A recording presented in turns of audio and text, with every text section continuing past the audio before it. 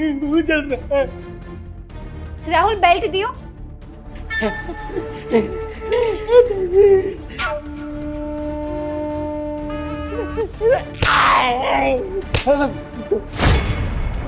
क्यों बुड्ढे, क्या बताने वाला था अपने बेटे को? कि मैं तुझे टॉर्चर करती हूँ? ऐसा मत कर। बोल, अब बताएगा अपने बेटे को?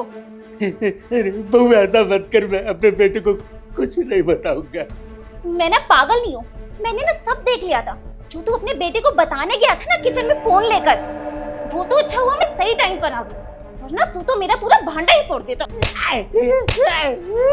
वैसे मानना पड़ेगा बुड्ढे, तेरे हिम्मत की भी ना दाद देनी पड़ेगी। लंगड़ा होने के बावजूद भी तू किचन में गया था अपने पैरों से चल के, कि अपने बेटे को बताएगा। नहीं मैंने तेरा क्या बिगाड़ा है, ऐसा क्यों कर रही है? क्योंकि तू मेरी जिंदगी का सबसे बड़ा सिरदर्द बन गया।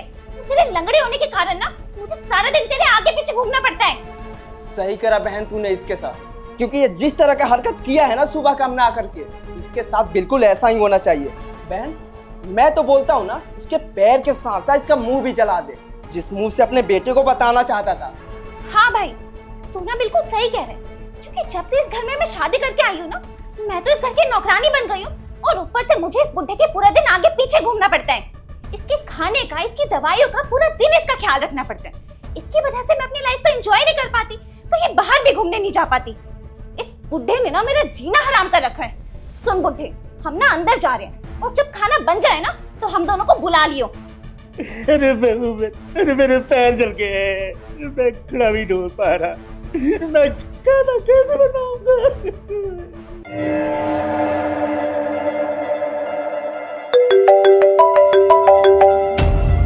सुन बुड्ढी, तेरे ना बेटे का कॉल आ रहा है, और अगर तूने पीछे से कोई भी हरकत करने की कोशिश की ना, तो तू जानता है मुझसे बुरा कोई नहीं होगा, इसलिए चुप रहियो। हाँ वीरू। शिवानी कैसी हो? मैं तो ठीक हूँ वीरू। पापा कैसे हैं? तुम पापा का ख्याल अच्छे से रख रही हो ना? पापा जी तो एकदम ठीक है। मैं उनका ना एकदम अच्छे से ख्याल रखती हूँ, और अब तो उनके पैर भी ठीक हो रहे हैं धीरे धीरे, चल फिर भी पाते हैं आराम से। मेरी बात करवाना पापा से। पापा जी, वीरू, पापा जी को ना मैंने दवाई दी थी, तो उसके बाद वो सोने चले गए। अब जब वो उठेंगे ना तो मैं तुम्हारी बात करा दूंगी। ठीक है, मैं ना तुमसे बाद में बात करता हूँ। अच्छा वीरू, वो ना मैं ये कह रही थी कि तुम ना थोड़े पैसे भिजवा देते।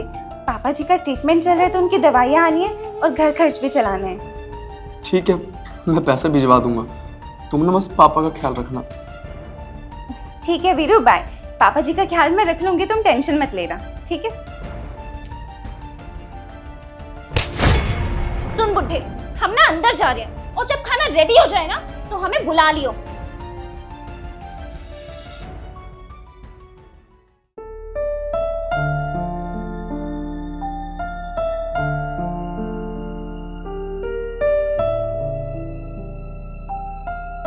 पापा पापा पापा, आप ठीक तो है ना? उठिए, खड़े होइए पापा, खड़े होइए आराम से।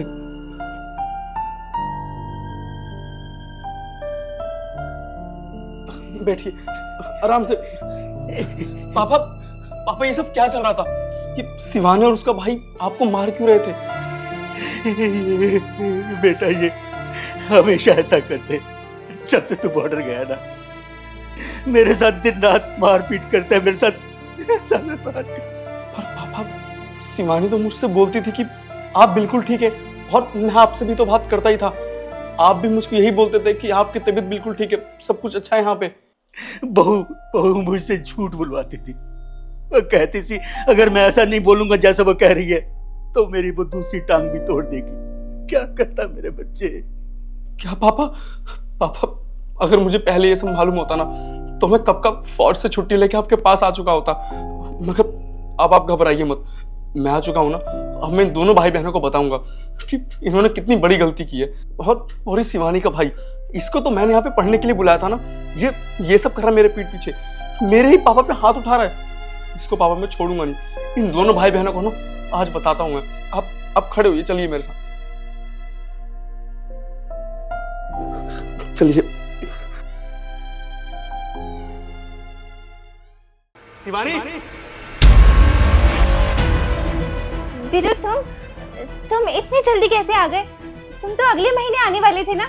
नमस्ते जीजा जी। चुप करो तुम दोनों, ये मेरा घर है, मेरा जब मन करेगा मैं तब आऊंगा। और तुम दोनों मुझे ये बताओ, मेरे पीठ पीछे तुम दोनों क्या कर रहे थे मेरे पापा के साथ? और शिवानी तुम्हें तो मालूम है ना कि डॉक्टर ने पापा को आराम करने की सलाह दी है, और उसके बावजूद तुम अपने भाई के साथ मिलकर ये सब कर रही हो। नहीं वीरू, ऐसा कुछ भी नहीं है।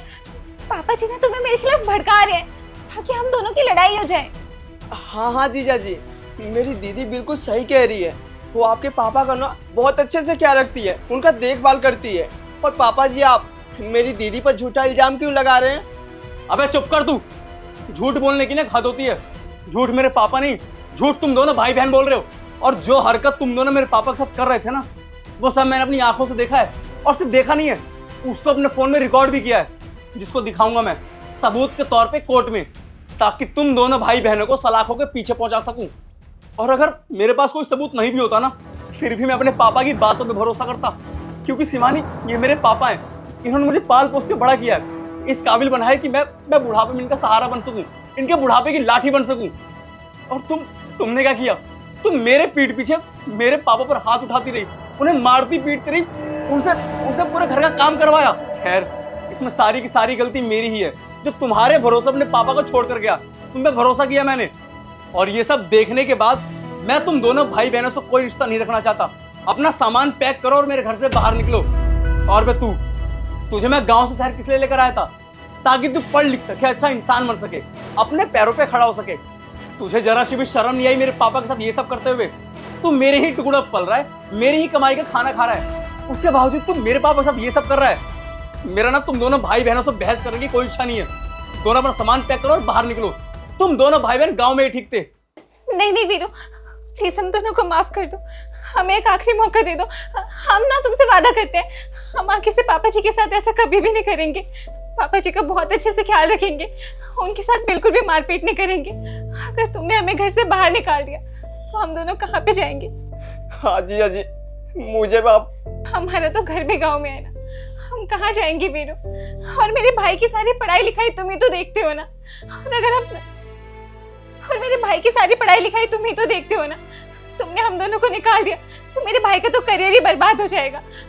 मैं तुमसे माफी मांगती हूँ, हम आगे से पापा जी के साथ ऐसा कभी भी नहीं करेंगे। जीजा जी, हम दोनों को माफ कर दीजिए, हमसे बहुत बड़ी गलती हो गई, पर आज के बाद ना ऐसी गलती नहीं करेंगे और आपके पापा का ना बहुत अच्छे से ख्याल रखेंगे।